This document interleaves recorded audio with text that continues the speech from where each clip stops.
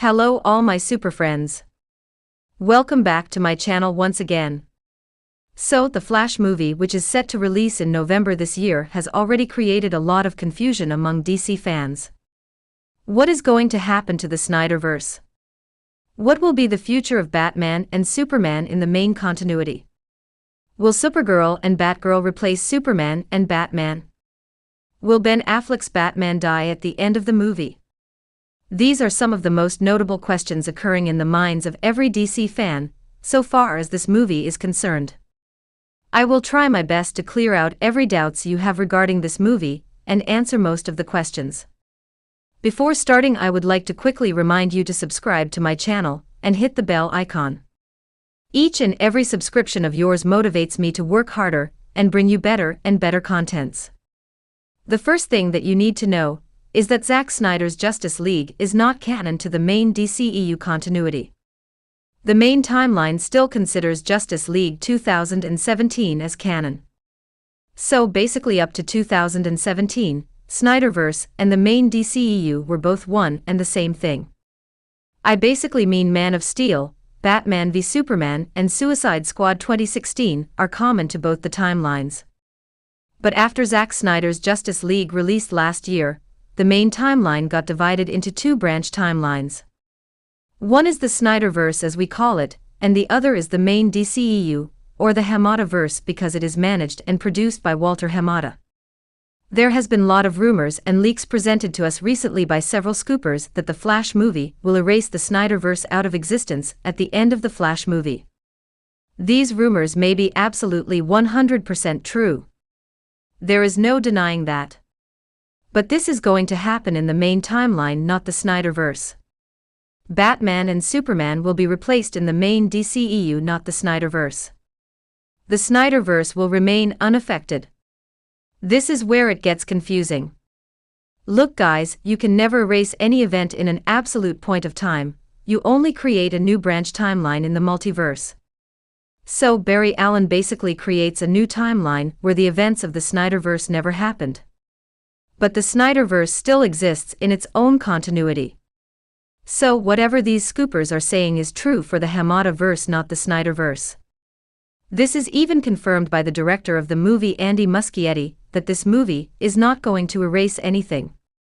This movie will make every live-action DC project canon to the main continuity. So whenever the Snyderverse gets restored, it will start from the exact same point where Zack Snyder's Justice League ended. It has nothing to do with the main timeline.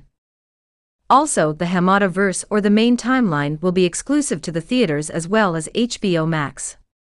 While the Snyderverse, whenever it gets restored, will be exclusive only to HBO Max. Now some of you may say that it is too confusing. Well, it is. There is no denying. However, DC and Warner Brothers will try their best to make it less confusing. This can be done by some major changes in the costume designs. This is something that we can already see, with Aquaman's golden yellow costume, which is very different from the one in Zack Snyder's Justice League. Or say Barry Allen's costume from the Flash trailer. Speaking of Barry Allen, you can see in the Flash teaser that there are two of them. That is what I was trying to tell you. One is from the Snyderverse and the other is probably from the Burtonverse, that is Michael Keaton's timeline. So there is a strong possibility that at the end of the Flash movie, the Burtonverse may become our main continuity, where Aquaman, Wonder Woman, and Flash look like the versions from the Snyderverse, but they are actually variants that are from different universe. This is kind of like J. Jonah Jameson from the Raimi-verse and the MCU. Also in the main continuity, we have Batgirl and Supergirl in place of Batman and Superman. So all these are basically efforts to differentiate the main timeline from that of the Snyderverse. We will have a better picture when the Discovery merger finally comes into effect. So basically after this movie, every live-action project of DC and Warner Brothers will be canon under one big umbrella of the DC multiverse. So everything from Christopher Reeve's Superman, Christopher Nolan's Batman, and Matt Reeves' The Batman trilogy, and most importantly the Snyderverse, is now technically canon to the main continuity. So this is basically everything I wanted to share with you so far as the DC multiverse is concerned. If you ask me, I am personally happy with this approach, only if the Snyderverse is restored. Honestly, the DC universe is very broad and diverse to be represented by just one timeline.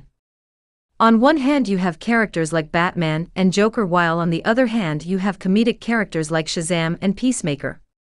So, in a way, this is really a good approach.